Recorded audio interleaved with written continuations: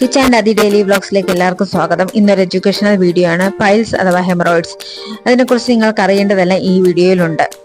പൊതുവെ എല്ലാവരും പുറത്തു പറയാൻ മടിക്കുന്ന ഒരു അസുഖമാണ് പൈൽസ് അഥവാ ഹെമറോയിഡ്സ്.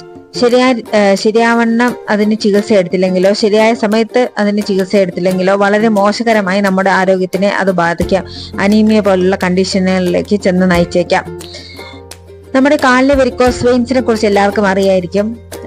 അതേപോലെ തന്നെ നമ്മുടെ മലാശയത്തിനും മലദ്വാരത്തിനും ചുറ്റുമുണ്ടാകുന്ന രക്തക്കുഴലുകൾക്ക് ഉണ്ടാകുന്ന വീക്കമാണ് ഹെമറോയിഡ്സ് അഥവാ പൈൽസ്. അത് പുറത്തേക്ക് തള്ളി വരുന്ന ഒരവസ്ഥയാണ് ഹെമറോയിഡ്സ്. ഈ ഹെമറോയിഡ്സ് വരുന്ന ഭാഗം അനുസരിച്ച് ഇതിനെ ഇന്റേണൽ ഹെമറോയിഡ്സ് എന്നും എക്സ്റ്റേണൽ ഹെമറോയിഡ്സ് എന്നും രണ്ടായിട്ട് തിരിക്കാം. ഇന്റേണൽ ഹെമറോയിഡ്സ് എന്ന് വെച്ചാൽ നമ്മുടെ മലാശയത്തിന് അകത്തുണ്ടാകുന്ന ഹെമറോയിഡ്സിനെയാണ് ഇന്റേണൽ ഹെമറോയിഡ്സ് എന്ന് പറയുന്നത്. അതേപോലെ തന്നെ മലദ്വാരത്തിന് ചുറ്റുമുള്ള തൊഴിൽക്കേടിയിൽ നിന്ന്